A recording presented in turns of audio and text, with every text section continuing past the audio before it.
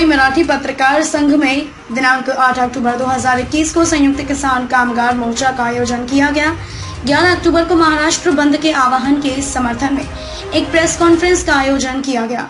Press conference में मौजूद थे अगला नेता कॉमरेड शैलेंद्र कांबळे, कॉमरेड प्रकाश रेड्डी, मजदूर नेता एम.ए. पाटिल, बैंकिंग कर्मियों का विश्वास उठेगा, फिरोज मीठी, बोरवाला, किसान नेता राजेंद्र कोरटे, समाजवादी पार्टी मेहराज सिद्दीकी। इन सभी नेताओं ने भावनात्मक अपील की कि इस महीने की 11 तारीख को महाराष्ट्र बंद का आयोजन किया जा रहा है और सभी लोगों को इसका समर्थन करना चाहिए, क्योंकि महाविकास आघाड़ी द्वारा महाराष्ट्र बंद का भी आह्वान किया गया। हत्या ने अपना विरोध वापस ले लिया है। प्रकाश रेड्डी ने संवाददाताओं से कहा कि किसानों और श्रमिकों के लिए सरकार द्वारा बनाए गए कानूनों को निरस्त किया जाना चाहिए। हम उनके लिए लगातार लड़ रहे हैं। महाराष्ट्र में किसानों और कार्यकर्ताओं के साथ खड़े हैं और इसके लिए हमने पार्टी घोषित की है। यह शर्मनाक घटना है। आज देश में 600 किसान शहीद हुए हैं। उत्तर प्रदेश के गृह मंत्री इस्तीफा देना चाहते हैं तो उन्हें तुरंत इस्तीफा देना चाहिए और न्याय की जांच होनी चाहिए। राजू कोडे ने यह भी कहा कि महाविकास आघाड़ी में मुख्य दल शिवसेना, राकांपा और कांग्रेस ने 2 दिन पहले एक संवाददाता सम्मेलन में महाराष्ट्र बंद का आह्वान किया है। उन्होंने कहा कि पिछले 10 महीनों से मुंबई में वामपंथी दलों के साथ साथ प्रगतिशील भी पार्टियों के साथ साथ सभी सामाजिक संगठन महाराष्ट्र में बंद का आह्वान कर रहे हैं। विश्वास उदगी ने कहा कि हाल ही में एक घटना हुई है और गृह राज्य मंत्री का बेटा फरार है। देश में क्या चल रहा है कि भाजपा और संघ देश में किसानों के खिलाफ काम कर रहे हैं। पत्रकार संघ का क्या पत्रकार का क्या आज का कॉन्फ्रेंस का क्या आज जो भाई वामपंथ और डेमोक्रेटिक पॉलिटिकल पार्टीज है, जनसंगठन है, कामगार संगठन संयुक्त समिति है, किसान कामगार मोर्चा जो है इसकी तरफ से, जिसमें ये 300 तक संगठन उसमें शामिल है, उसकी तरफ से हमने ये पत्रकार परिषद ली है।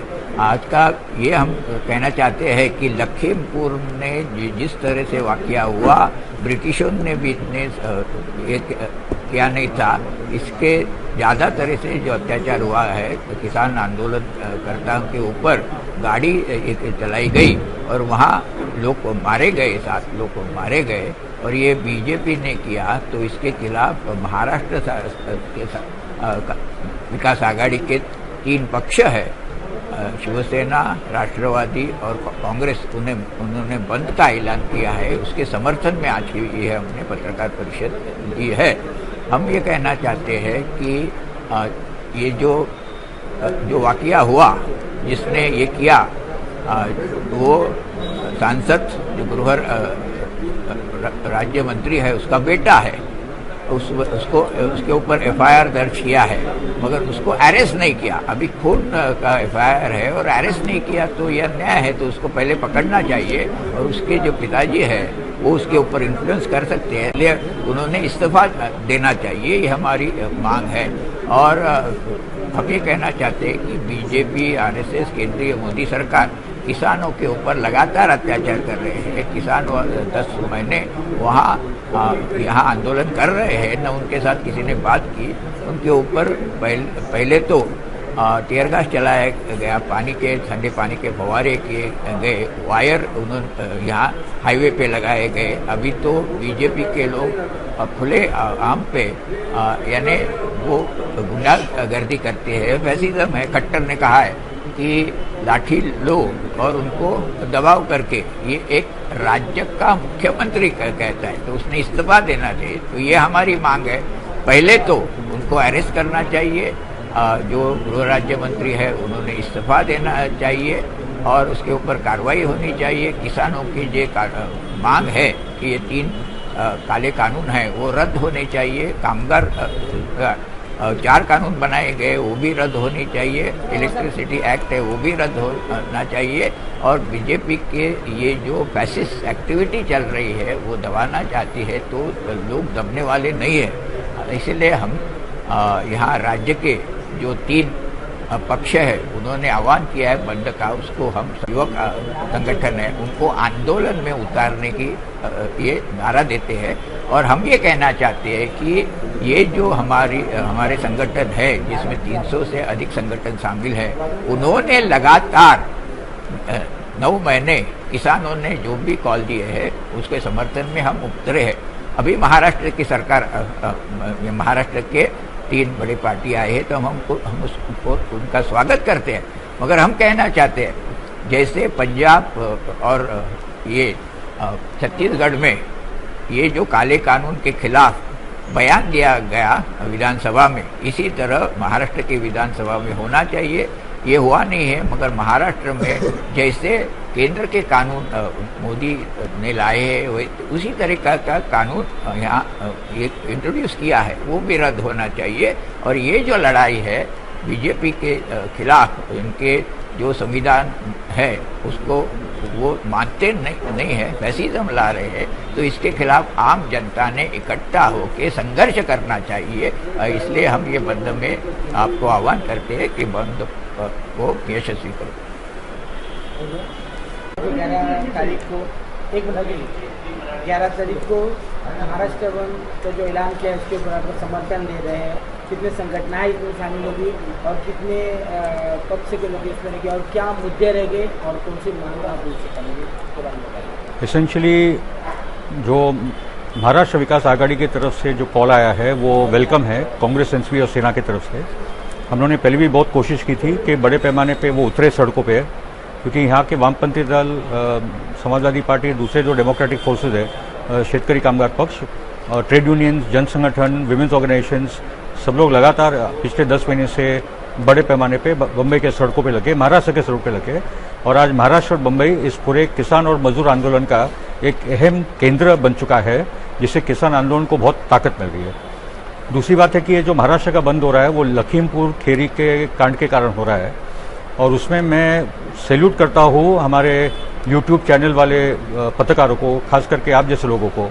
और इस पर रमन कश्यप का खास जिक्र होना जरूरी है, क्योंकि एक छोटा गाँव का पत्रकार जो महीने की 2-3 स्टोरी करता था जिसके लिए उसको 500 रुपये मिलते थे, उस किस्म का पत्रकार ने तय कर लिया था कि वो अपनी पत्रकारिता को सत्य के लिए, किसान और मजदूरों के लिए, इस देश के लिए वो अर्पण करेगा।